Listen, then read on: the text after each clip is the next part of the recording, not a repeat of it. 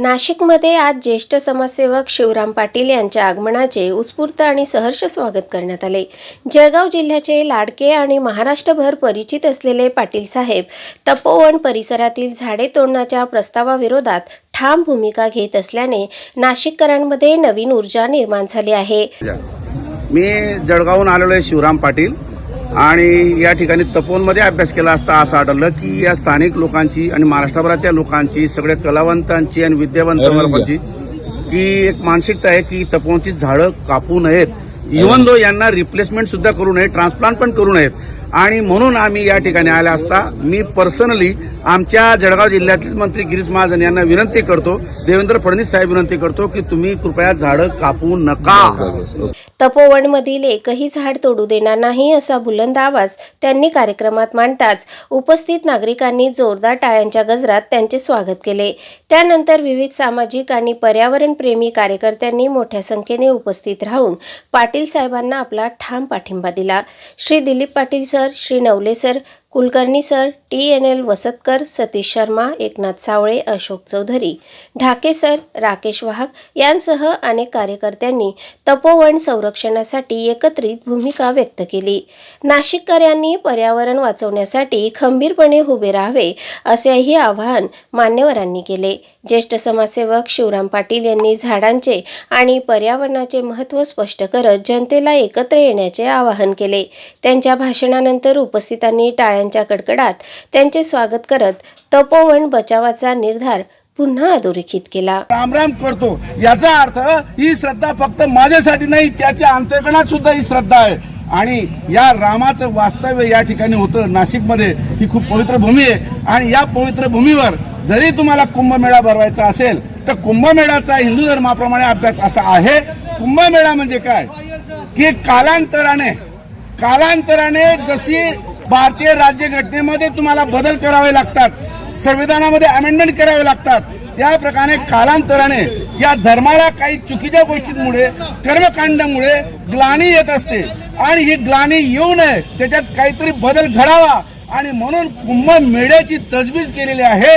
सगळ्या हिंदू बांधवांनी यावं, साधू संतांनी यावं, ऋषी महर्षींनी यावं आणि तत्ववेत्यांनी यावं, अध्यात्मवाल्यांनी यावं की हे चूक आहे, हे बरोबर आहे आणि जे चूक आहे ते त्या ठिकाणी निर्मूलन केलं पाहिजे। हा कुंभमेळ्याचा हेतू आहे।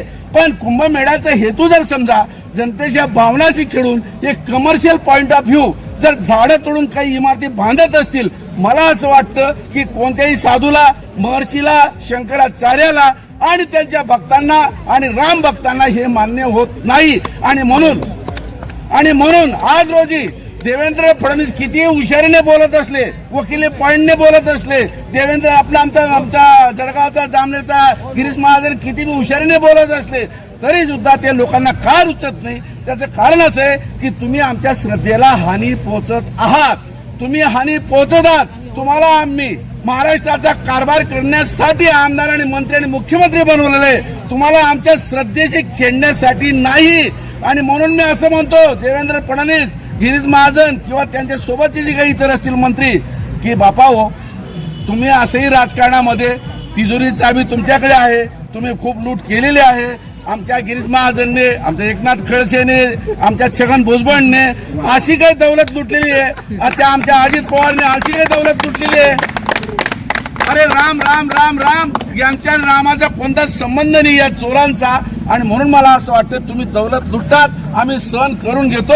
आला चोर गेला चोर, पण किमान आमच्या श्रद्धेशी, आमच्या भावनेशी खेळू नका असं आमचं म्हणणं आहे। आणि जर समजा तुम्ही श्रद्धेशी, भावनेशी खेळत असाल तर आम्ही हिंदू बांधव ज्यांचा या रामाशी भावनिक संबंध आहे, श्रद्धेचा संबंध आहे, आमचा रामाशी आर्थिक संबंध नाही, भावबंदकीचा संबंध नाही, हिस्से वाटणीचा संबंध नाही, भावनिक संबंध आहे। म्हणून सगळ्या भारतातील तमाम हिंदू बांधव तुम्हाला विरोध करतील। ए नरेंद्र मोदी, एक बार सुन लो, तुमने राम के नाम से तुम्हारी सत्ता हासिल तो कर ली है, सत्ता हासिल करने के बाद तुमने राम का चारित्र और पवित्र जतन नहीं किया है। भले तुमने मंदिर बनाया हो, मेरा राम उस मंदिर में नहीं रह सकता। इसका कारण है जब भी हमने राम को पूछा, अगर आपको चांदी का चूना लगा के और एक बड़ा मंदिर बना दिया और सोने की ईटा लगा दी और मंदिर बना दिया और ऊपर कलश लगा दिया, तो राम तुम यहाँ रहोगे क्या? तो राम बोलता है, अरे बेटे मैं तो मेरी प्रजा के भक्त के दिल में रहता हूँ। तुम्हारी ये दीवारों में, ये पत्थरों की, सीमेंट चूने की, ईटे की दीवारें में, सोने चांदी की मूर्तियों में मैं नहीं ठहर सकता। अगर मैं एक जगह पे ठहरा तो ये मेरी दुनिया को कौन संभालेगा, मेरे भक्तों को कौन संभालेगा? इसलिए मेरा राम कुटिया में रहा था। राम कोई गरीब आदमी नहीं था, राम एक सम्राट था।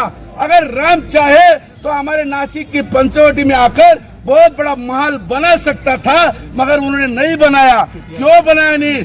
मैं वनवास में हूँ, पिताजी का आदेश पालन करना है और मैं वनवास में हूँ तो मुझे कुटिया में रहना है। रानी साथ में है, अपना भैया साथ में है, फिर भी उन लोगों ने ये सब तकलीफ उठाई। इसका कारण एक है, श्रद्धा होती है, श्रद्धा होती है। मतलब ये होता है कि हम अगर किसी को आमदार, किसी को खासदार, किसी को मंत्री, मुख्यमंत्री, प्रधानमंत्री, राष्ट्रपति बना देते हैं, वो अपना उसूल भूल जाते हैं, अपना जमीर खो देते हैं और वो सत्ता की लालच में, पैसा की लालच में वो हिंदू धर्म के प्रति आस्था नहीं रखते।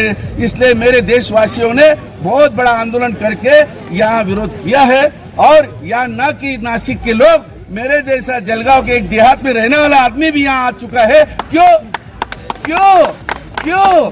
गिरीश मेरा दुश्मन नहीं है, देवेंद्र मेरा दुश्मन नहीं है, मगर तुमने अगर मेरे राम को, मेरी आस्था को, मेरी भक्ति को चोट पहुंचाई है तो हम भी तुम्हें चोट पहुंचाएंगे। ध्यान में रखना, हम भी तुम्हें चोट पहुंचाएंगे। इसलिए मैं ऐलान करता हूं, ये मेरी अकेले की भावना नहीं है, कई लोग आके गए। तो खबरदार, अगर तुम इस राम की पवित्र भूमि की और ये आस्था को बर्बाद किया, खबरदार अगर तुमने तपोवन के कोई भी पेड़ काटा, ये बोलो तो बहुत गलत होगा। गिरीश महाजन, देवेंद्र फडणवीस, ओर में भी नरेंद्र मोदी या अमित शाह, ओर में भी तुम ये कदम ना उठाओ, ये कदम तुम्हें बहुत महंगा पड़ेगा। इसलिए आपको, ये देवेंद्र फडणवीस ने, ये भी ब्राह्मण है, रावण भी ब्राह्मण था, ये भी ज्ञानी है, रावण भी ज्ञानी था, मगर रावण ने क्या किया था? शूर्पणखा को भेजा था कि राम से रिश्ता जोड़ ले।